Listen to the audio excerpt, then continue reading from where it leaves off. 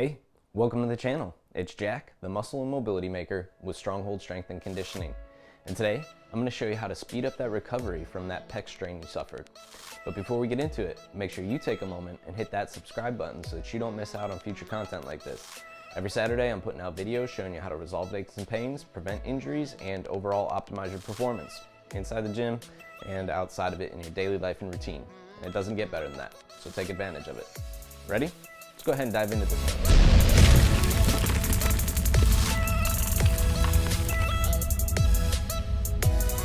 All right, like I said, today we're gonna be showing you how to recover faster from that pec strain that you suffered. And to do that, we're gonna be focusing on three different pieces. First of all, the joint mechanics of the shoulder itself, making sure the joint is in a good position, articulating the way that it should, and that those tissues are adapting to that position as they heal. Two, we're going to go ahead and address those tissues directly a little bit through some self-myofascial release to help them also heal in a good structure and pattern so that they don't get scar tissue that locks you up there. And then three, we're going to rebuild stability with that good position to help your body lock that in and save it. Ready? Let's go ahead and dive into it here. All right, like I said, first thing we're going to do is address the joint directly here. So we want to place a band at about shoulder height when you're kneeling. We're going to anchor it at the front of the shoulder here. What we want to do is actually protract the scapula and then allow it to get pulled into retraction, opening up those tissues of the pec and helping recenter that joint capsule of the shoulder itself. So we're getting scapular movement, we're recentering that joint itself at the capsule of the glenohumeral joint, and we're opening up those pec tissues once again. So take your time, give it a good 5-second flex each time you're in protraction, and then 10 seconds to let it relax in retraction. All right, next we're gonna move that band down to the elbow, still working the joint function here. And we wanna take it from an internally rotated position down behind you, reaching across for your opposite arm, into an externally rotated position up overhead. You might feel some Rice Krispies as you run through this range of motion here. Keep your butt tight, keep your stomach tight, take your time, nice smooth movement as much as possible, and allow that band to pull you open, resisting any rotation, trying to favor that side. So really watch for any twist in your body, trying to minimize that as much as possible, allowing the shoulder to do the movement through that full range.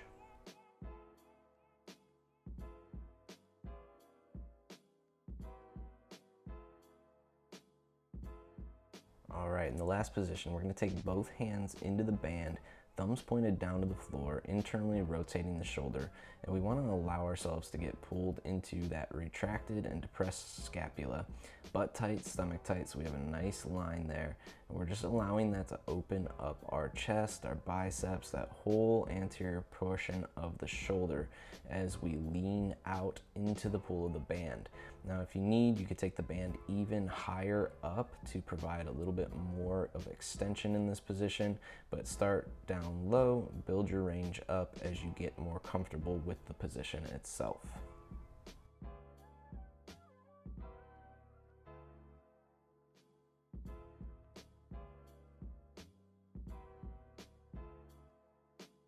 Next, we're going to do a little self-myofascial release on those pec tissues. So here I'm placing the end of my 36-inch foam roller up into my pec, below my clavicle, right in that crease of the pec and shoulder there.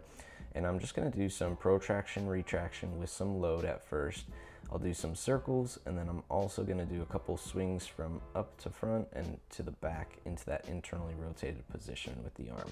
So I'm trying different movements, trying to get out any tender points to the pressure. You can also do this using a squat rack and a barbell setup. So you can use the barbell itself to place this pressure here. You can use a softball on a counter. Anything that's going to be able to elevate. If your foam roller is not long enough, then you could put it up. I think the squat rack's probably the easiest. Other than that, if you need to, you can use a softball up on a counter or against a wall door frame where you can reach through. You won't have the load in that case, but you could still do the self-myofascial release. And lastly, we want to stabilize through our new range of motion. So here I'm using a single kettlebell press with the arm here. What you're going to see is a screwdriver movement. So as I press, I'm going to protract the scapula on purpose and internally rotate, reaching through my thumb and knuckle. And then as I retract the scapula, trying to get it to pull back to the spinal column all the way flat to the floor, I'm gonna externally rotate. Now the key is that I keep my arm locked out at the elbow, straight as possible, and really focus on the rotation coming from the shoulder as much as I'm able to help reset and build stability through that full range of rotation plus the scapular positioning.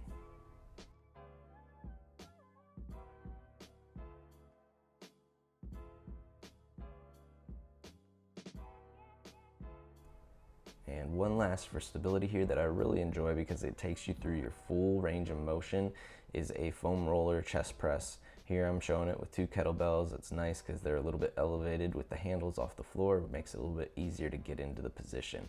So set yourself on that foam roller, head supported, shoulder blades down and back. We do want to keep the shoulder blades hugging the foam roller on this one the whole time, so making sure I'm not protracting the scapula. Just pressing and extending through the elbow till that goes straight. You'll notice that same rotation at the arms happening here. So I'm rotating my palm up. I'm keeping my hands in line with my lower chest and rib cage as much as possible, so it'll feel like you're looking down at the weights. And just take your time building this one up. Start light, work through that full range of motion, get comfortable with that strength, and continue to build it from there.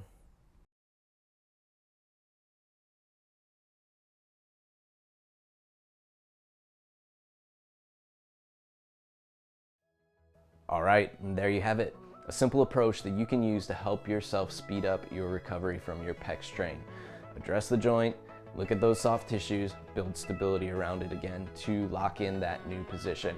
If you like this video, make sure you let me know by clicking that big thumbs up down below, and take a moment to share this one with a friend. If they've suffered a pec strain or they've had pec strains in the past, it might even help them or open up some new range of motion that they've been missing since that injury if they didn't quite resolve it the first time around.